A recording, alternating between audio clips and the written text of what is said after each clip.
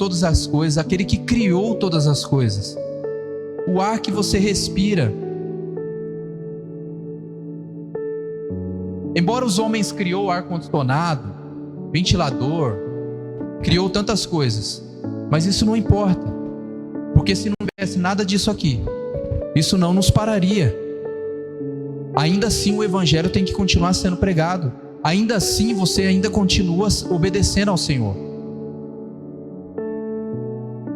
E muitos de nós estaríamos reclamando do calor ou de qualquer outra coisa que estaria acontecendo.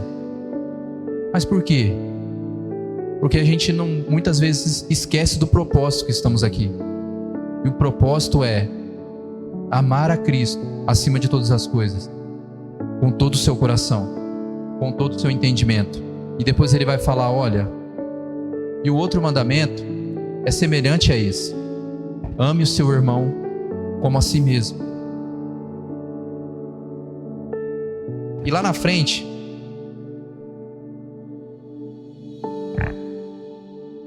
lá no capítulo 15,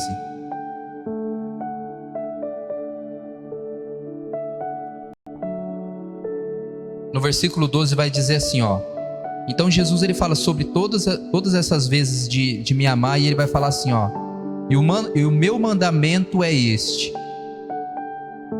amem-se uns aos outros como eu os amei. Ninguém tem maior amor do que aquele que dá a vida pelos seus amigos. Vocês serão meus amigos se fizerem o que eu lhes ordeno. Então, queridos, nós julgamos muitas vezes que nós somos amigos de Deus. E olhamos e falamos, não, eu sou amigo de Cristo, eu sou amigo de Jesus. A única certeza que você tem é que Jesus é o seu amigo. Isso você pode ter uma certeza. Cristo é o seu amigo. Ele deu a vida por você. Ele provou que Ele te ama. Agora a nossa prova é dia após dia. E não é só bater cartão na igreja. É todos os dias nós estamos rendidos aos pés dele, orando, clamando por misericórdia, obedecendo a ele, obedecendo a palavra dele. Não adianta nada a gente vir aqui e falar que nós amamos a Deus, mas cuspimos no rosto do nosso irmão lá fora. Odiamos o nosso irmão. Nós precisamos ser luz. Jesus ele não odiou ninguém, nem aqueles que estavam espancando ele, nem aquele que estava furando a mão dele. Eu tenho certeza absoluta que se aquele cara que estava dando as marteladas na mão dele, colocando o prego na mão dele, falasse, Jesus, eu estou fazendo isso porque eu sou mandado, mas eu creio em ti, por favor me salva, Jesus salvaria aquele homem na hora, porque ele não odiava ninguém. Sabe por quê? Porque a Bíblia fala assim, que ninguém tirou a vida dele,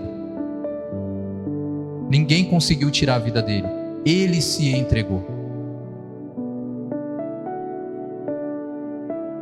Ele se entregou para que hoje você estivesse aqui. Então nós precisamos ser intensos. Nós precisamos respeitar o Senhor quando nós estamos na casa dele e quando nós também não estamos. Porque embora nós achamos que Deus está olhando somente quando nós estamos aqui, mas isso é uma besteira que o inimigo coloca no nosso coração. Porque em todos os lugares Ele está te vendo. É lá no seu trabalho, é na sua faculdade,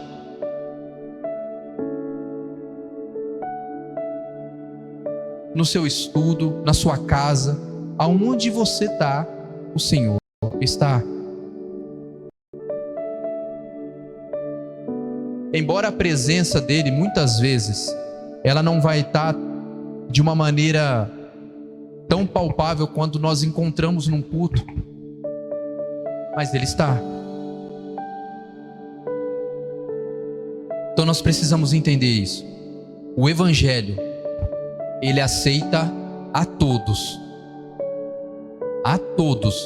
mas ele não aceita tudo. Todos podem se achegar diante do Senhor, mas nós não podemos permanecer como nós chegamos. Nós precisamos mudar o nosso coração. O próprio Paulo vai dizer: olha, vocês precisam enterrar o velho homem, para que o novo ressurja. Qual que é o novo homem? Cristo Jesus. O Espírito Santo. Ele é o novo homem em nossas vidas. E quando nós não amamos, é o nosso velho homem vindo. E isso, queridos, é uma guerra que você vai trazer. Cara, é difícil você olhar e vai ser difícil você falar assim: ó, eu estou liberto de tal coisa. Não, o Senhor me libertou. O Senhor te libertou da escravidão do pecado, mas a luta vai ser constante. A vida em Cristo vai ser uma luta eterna. E é por isso que nós dependemos do Espírito Santo. Porque você sozinho você não vai conseguir, queridos. Você sozinho não vai conseguir. Você pode até falar assim: não, eu consigo. Às vezes você fala assim: não, a partir de hoje, quando acontecer tal coisa, eu vou me policiar nisso. Não, eu vou tentar não falar mais palavrão. Eu vou tentar não falar mais besteira, né? Nas rodinhas, nas brincadeirinhas. Cara, como que eu já fiz parte disso? De você fazer umas brincadeiras obscenas, fazer algumas coisas, umas palavras, e aí os seus amigos dão risada, e aí você é o cara mais legal daquele lugar. Só que você está agradando um, você está desagradando ao outro. Eu não estou falando para você que você tem que andar igual aqueles, né, aquelas pessoas assim. Não fala comigo não, né? Não, eu não posso brincar com isso aí não. Não, queridos. Você precisa ser maleável, mas você precisa sustentar a palavra de Deus dentro do seu coração. O que Davi disse? Ele disse: olha, eu guardei a tua palavra dentro do meu coração, para eu não pecar contra ti. Lá em Salmo 119 vai dizer isso. Acho que não foi Davi que escreveu, mas ele disse isso. Alguém disse isso: olha, Deus, eu guardei a tua palavra dentro do meu coração para eu não pecar contra ti. Então quando Jesus vai dizer: olha, guarda os meus mandamentos, queridos, a palavra de Deus, nós estamos aprendendo na teologia que existe duas maneiras